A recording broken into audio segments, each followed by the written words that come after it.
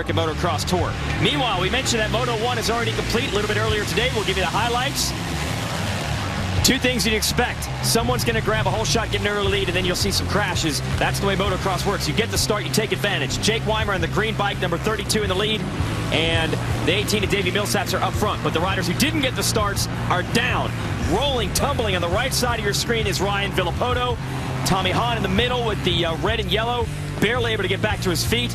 So Villopoto and Hahn were way back, while these riders, Millsaps, Reed, Dungey, Weimer were up front. And you can see it wasn't just the other riders they have to battle, but the obstacles on the track and the roost and all that soil coming up.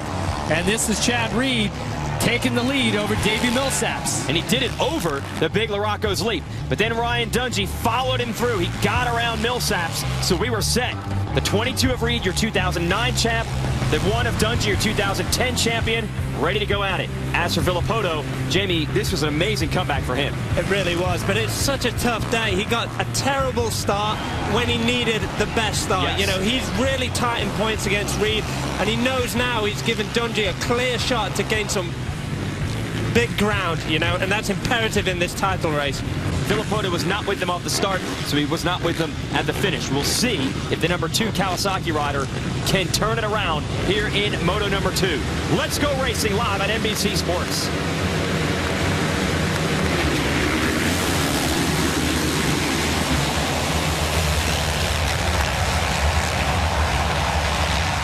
Thundering through the first turn, and Villopoto indeed does have the start, putting the green fender of his Kawasaki into the number 1 spot. With Dungey and Reed right there, all the favorites, Jeff, are up front. Davey Millsaps was 4th, made a little mistake, but all of the top players from Moto 1 are there. Add Villopoto into the mix. We've got the championship battle right here. And this is right what Villopoto wants to do. He wants to stretch his legs straight away and gap all the big hitters that are coming behind him, because he knows Dungey has already, he's sitting in great position after that first moto. Reed, he won. He's got to gap them now in order to just gain some ground on these guys. Mike Alessi is 4th on the Red Bull KTM, and then 5th is the Rockstar Suzuki of Brett Metcalf.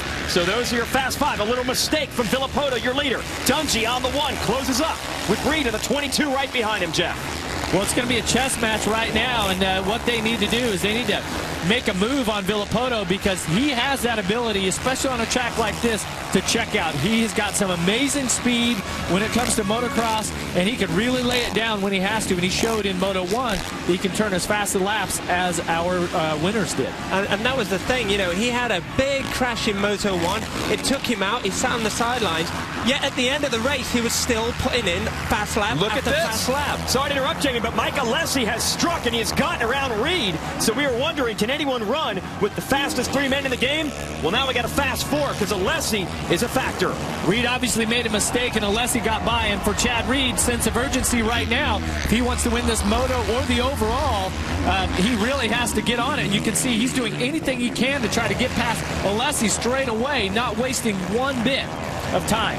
Yeah, he definitely can't let Dungey get too far ahead, otherwise he knows the consequences of Dungey's actions. So get past Alessi, all's good, but Larocco's lead today is absolutely going up.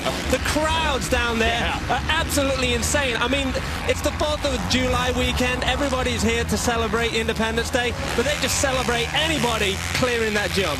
The way these riders are hammering into the first lap, you'd think that the race just ended. They're racing to the finish, but this is a marathon, not a sprint. We'll race for 30 minutes and then go 2 additional laps. But Reed knows you give Villopoto and Dungey an advantage of even 1 lap or so, and they will pull away from you. Then it's Metcalf, and he's got Josh Grant right behind him. Grant had a knee injury. He wasn't even supposed to be able to race today. He is toughing it out. There's Metcalf on the 24, the yellow bike, and then Grant on the red. Yeah, and Millsaps, who led Moto 1 for a majority of the race, started 4th and now has slipped all the way back to 7th here. Metcalf, a veteran out of Australia, starting to feel the flow here a couple rounds into this series. Speaking of the flow, Reed has found it, and that has allowed him to close back up on Alessi. But while they're battling each other, leaders are getting away. Yeah, the leaders are really starting to check out right now, and that's bad news for Chad Reed, because he needs to start with them. This, having Alessi, who was off the pace in the first moto of what the leaders are, it's kind of a roadblock. And there's some of these spots right here that you're just taking the roost and there's not really a lot of passing area. So Chad Reed, when we go to the other part of the track where it opens up, he has to make that move and he has to close that gap or the leaders will be gone. We watch Grant battling Metcalf right now to get into the top 5. And the thing about Alessi, Jamie, he's one of the hardest riders to pass. He's one of the best starters in the game, so he is used to dealing with pressure from fast guys like Reed. He will not just let him by. Grant going after Metcalf. Great racing all over the place. Yeah, definitely. You know, it's great to see Josh Grant coming back. You know, it's only a few years ago that Grant was taking the win from Reed. But yeah. we talk about Reed, you know, right now he's had that rhythm disrupted by Alessi. He needs to get back, he needs to focus, and really just work on those smooth lines that took him to that first race victory. Josh Grant had a torn ACL in January, missed 6 months of racing, came back for 2 weeks, and then hurt his other knee last week, and we thought he might be gone for the rest of the series. He is riding through the pain today, and you cannot tell. He is trying to get past Metcalf for 5th. That guy is an animal. I mean, mentally, he's unbelievably tough. I mean, these guys have to be physically fit, but it's also the mental side of things. And to come back from such an injury and then get re-injured again, yeah. I mean, that right there can be destroying for any rider. But Josh just showing everybody that he's one of the toughest competitors out there. Then you've got Millsaps here in the 18, Muscle Milk Toyota Yamaha. That's the Joe Gibbs Racing Team. He was leading the first half of the first race today, but the second half, Reed and Dungey got by him. But Millsaps has shown he has the speed to run with just about anyone in this game. And he looked really good, but I think, you know, after speaking to a couple of the guys from JGR, they said he got nervous about being out front. It's not a position he's really accustomed to. And to add to that, a little bit of arm pump, you know, all these factors just play on that guy. Well, and look who's starting to sneak up. We've just seen Kevin Windham make his way into the screen, and he rode from behind up to 12th at Moto 1. Definitely outside of the top 10 was not where he's accustomed to. Now, we are curious to what this blue vest that Brett Metcalf here, the number 5 spot, is running. Tiffany, do you have any insight with that down on the track? Of course I do, Jason. I was just talking with Brett's mechanic, Mark Valcourt, and he told me, essentially, imagine an ice pack, now make it a giant vest. When Brett came out, he had it on, and Mark was actually surprised that Brett was going to ride with it. He looked at him and said, hey, are you going to keep that thing on? And Brett said, yes. It's basically just an ice pack. It's extremely wet, and he's wearing it to keep him cool as he rides through this 100+ degree heat. Yeah, I expected Brett to take that off before this moto. Jamie? Yeah, I'm just wondering what the pink tube is that's running inside his helmet then. You know, if that is to keep his body cool, then does he have like some hydration pack on as well? I mean, that's in this heat, I'd wear exactly the same.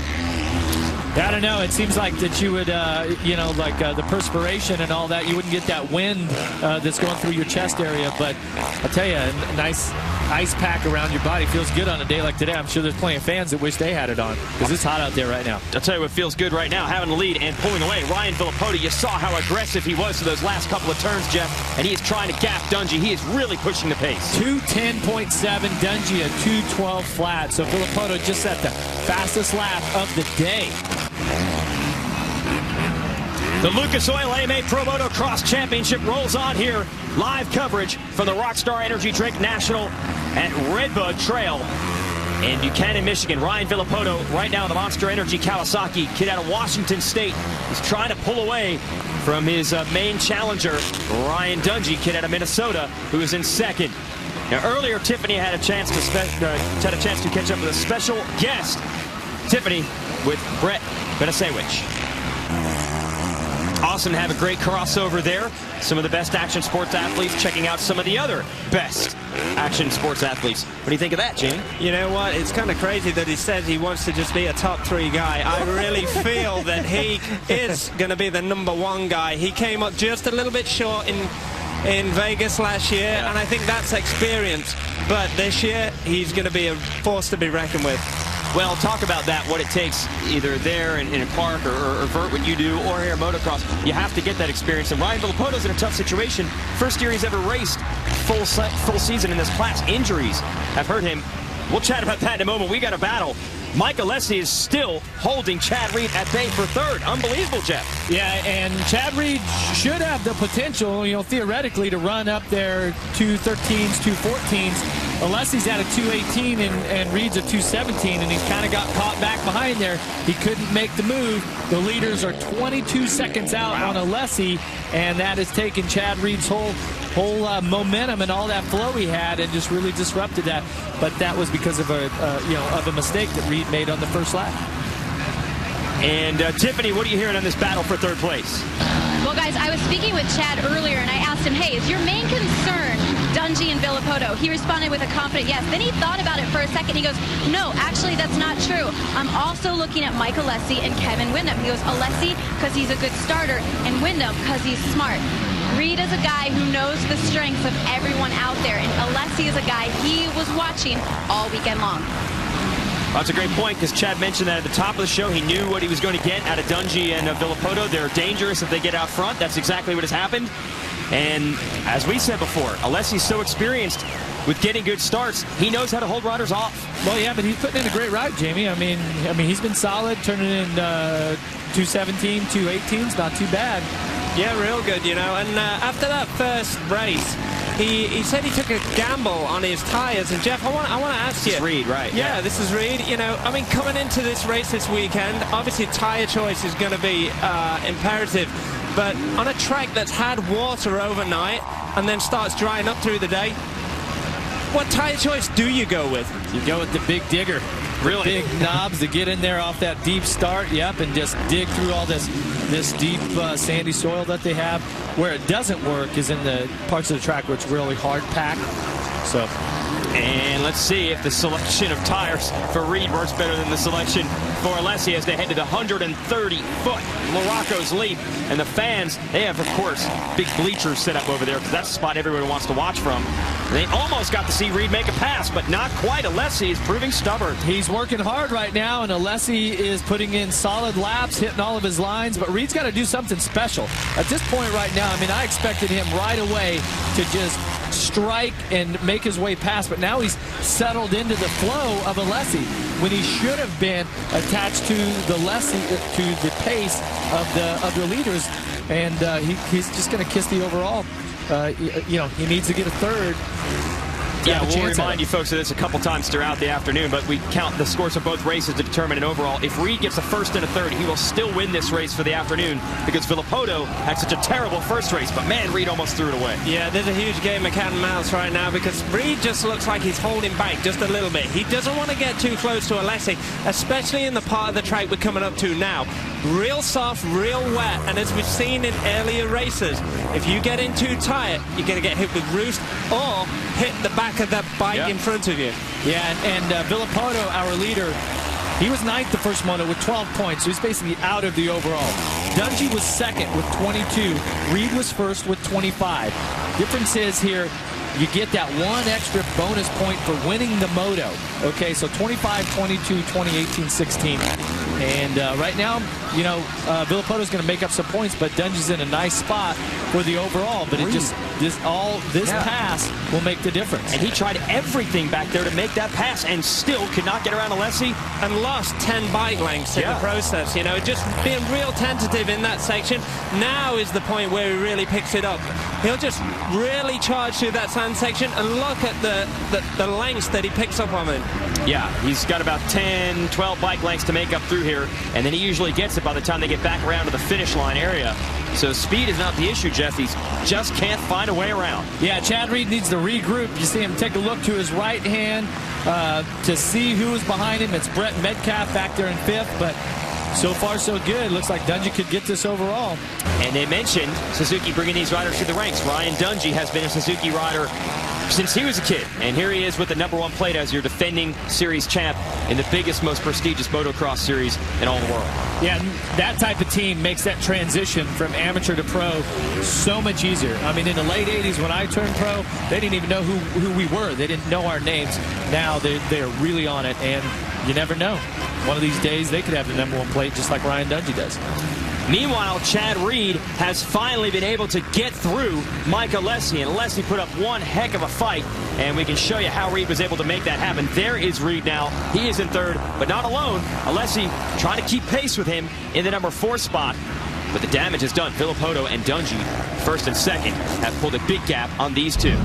Take us through this, Jeff. It's here heading into this into the off-camera section. See Alessi coming in the inside and Reed trying to find something smooth around the outside. Alessi high sides a little bit, but watch as they come down into here. Reed just carries more momentum around the outside. They funnel into the same line. That gives him the overall. Jeff, talk about how the soil is so different in different parts of this track. It's still black, muddy soil through there, and then we have almost some dusty sections in other areas. Yeah, it's shaded through there, and actually late in the day when the lighting gets weird, and or if the clouds come over, it gets really hard to see the lines there. But that's pretty treacherous through there, huh, Jamie? Yeah, it looks absolutely. I mean, from my point of view, I'm used to riding things so smooth that just perfect, right? Yeah, every lap absolutely the same. Perfect. It's like polished concrete. And looking at this, it's like it's Hell's Kitchen of motocross tracks. It's all relative. It's all relative. Because I know you said before, even at your level, the tracks do vary a little bit here and there, and every little bit can make a big difference. And that's right. And when you look at these guys coming through, all the time, they're looking for the smoothest line. And even though there are ruts, there are bumps to stop them and to break them, they're always looking to be as smooth as they can on the most uneven surface out there. Yeah, but the track is also alive, right? It's moving and it's changing as the laps go on, especially on a day like today where maybe you get into one of those deep ruts, it pushes out. Okay, so the next lap you come through, you've got all set up. That's why it's really important to look ahead and try to visualize the track as far ahead as you can. Kevin Windham looking ahead. He has gotten around his teammate Josh Grant. He is up to 6th. We'll see if he can battle with Brett Metcalf and put his Honda into the top 5. Wyndham, 33 years old. He is the veteran of this series. He's got a lot of fans backing him right now because you race for this long, almost 20 years of professional. They all have great Kevin Windham memories. He's had a lot of great races here at REDBUD. We'll see if he can have another one here. Can he get Metcalf? Stay with us. Check out more of that, the Ally Show on allysports.com. That's the official web home for this, the Lucas Oil AMA Pro Motocross Championship. Ryan Villopoto is leading the way. And while you're there at allysports.com, check out allymotoshop.com. That's your home for official series and rider merchandise. The top superstars in the sport. You can pick up a wide variety of racing and off-the-track apparel to support your fave. And if you're a Ryan Villopoto fan right now, you got to be happy with what you're seeing because he's got a nice lead built up. Yeah, there's lots of information on there about the championship, about motocross, freestyle motocross, everything on the website. Of course, my Throwcast if you want to know what's going to happen the next weekend. We got a battle on here, Justin Brayton versus Josh Grant. And both these riders are coming back from injury. Grant had the knee injury. Brayton had an ankle problem. They were teammates last year on the Muscle Milk Toyota Joe Gibbs team. Grant moving back to Team Honda this year. And here they are meeting late in this second moto. These guys got to be hot. They got to be tired. They've got some injuries to work their way back from, and they're still going strong. It's going to be who's mentally toughest and who can put up with the pain through the next few laps. You know, these guys are super fast right now. Josh is riding high, but Justin, look at him power through that turn. He knows where he can pick up speed on Josh. He wants it. Looks like he's going to take him. He's got him on the inside. You saw that coming, Jamie. So Brayton is going to go to 7th. Grant, you got to figure, Jeff, got to be feeling it again. He was scheduled for knee surgery this week and decided to come race. Yeah, he pulled up right there. You could see his body language has kind of said, okay, I've had enough. I couldn't match the pace here of Brayton, but I'm going to just try to keep it on 2 wheels and finish this thing out. Next up, the other KTM rider, we saw Alessi, who's running 4th. Here is Short in 9th, and Jake Weimer 10th, and that is a great battle between those two. And Jeff, touch on the fact that they're all riding 450cc bikes, the big engines, except Short, who's running a 350. KTM squad is a little bit different concept here. Yeah, watch the 350 right here. Let's see Short upshifting. Larocco's leap, 130 feet. Now he has 100 cc's less in the KTM 350 than they do the 450. KTM makes 2 different machines there. They perform pretty equal, actually. Pretty good bikes. And just most people would say, well, why would you want a smaller bike? But in motocross, the biggest, gnarliest, heaviest machine isn't always the best way to go. Not always. And with the 450s, they could make more horsepower than what the riders can ride.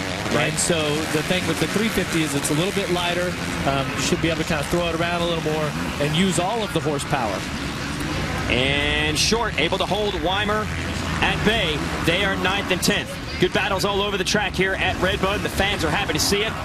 South Bend, Indiana, it's only about 15 minutes from here, so maybe come join us live in person. Check out the campus in Notre Dame, and then come watch some great motocross racing.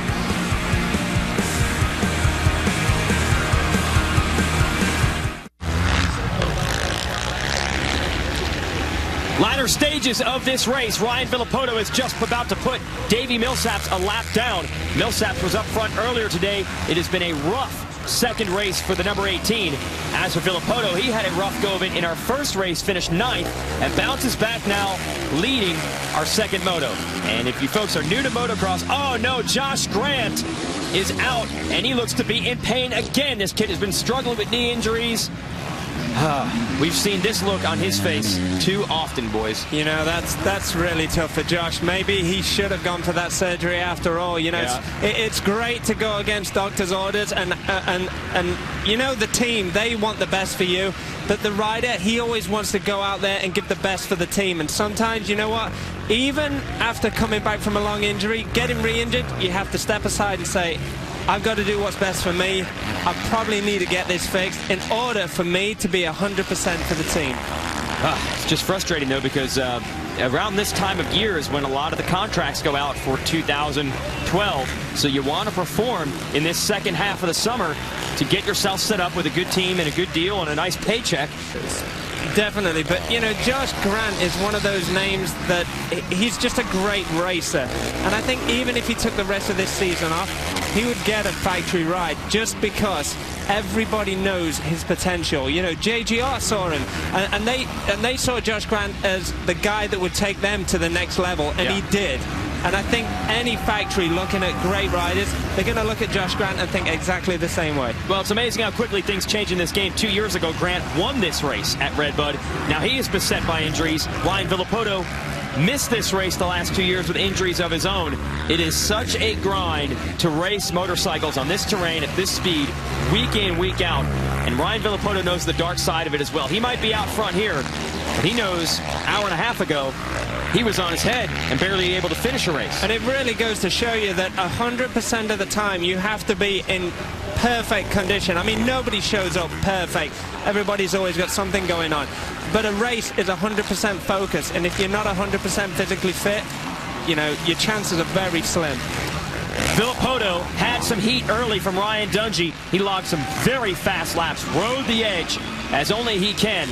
Very few riders able to take these big 450 bikes, Jeff, and ride it as aggressively as Ryan Villopoto. And although he missed the last 2 years with injuries, those are really only from from 2 big crashes in 2 years. He doesn't have a history of a lot of crashes. Unfortunately, he's had a couple of big ones, but he keeps it on 2 wheels considering how hard he rides. Hey, this is one tough dude. Yeah. I wasn't sure when we saw the crash footage from Moto 1, I wasn't sure that he was even going to get back on the bike. Next thing you know, he's back on without a visor, number plates and parts falling off the bike. Yeah. And he was logging about 3/4 of the way through the first moto. He was logging the fastest lap time as he was coming through the pack. So incredible desire and determination. Morocco's late for the last time. He's going to salute the fans, and they're going to salute him back as he has treated them to a great show. Ryan Villopoto struggled early today. He picked himself up, dusted himself off, and comes back to win the second moto here at Redbud. Every time we think we've got an answer in this championship chase, it all switches around. Now Villopoto's the man to beat, and we'll talk to him when we return. Welcome back to Redbud. This man has conquered Redbud. Chad Reed on the 2-2 Motorsports Honda. Round 6 of the Lucas Oil AMA Pro Motocross Championship. We'll give you the Lucas Oil race recap. First, we have to remember that Reed won the first race earlier today. Now we go racing for Moto 2. Ryan Dungey puts the yellow Rockstar Makita Suzuki up front, but he's going to get passed here by Ryan Villopoto on the green bike. They battle in the second turn. That would loom large. Reed would get to third, but he'd be passed by Mike Alessi. And as Alessi and Reed battled for that third and fourth place spot, that allowed Villopoto and Dungey to pull away. And it was a great race. It took Reed till late in the moto to finally make this move on Alessi to finish third. Josh Grant, who came in here with a knee injury, supposed to get knee surgery, decided he wanted to try it. He was in 7th place, but had to pull out. in obvious pain. Tough break for the kid from California. Meanwhile, Villopoto, with that pass he had on Dungey through the second turn, was able to hold it all the way to the end. So it looks good for Villopoto. If you look at this chart, we're going to give you here the results because he has the win. Dungey second, Reed third, Alessi and Metcalf top 5. The problem for Villopoto is he had a bad race earlier today.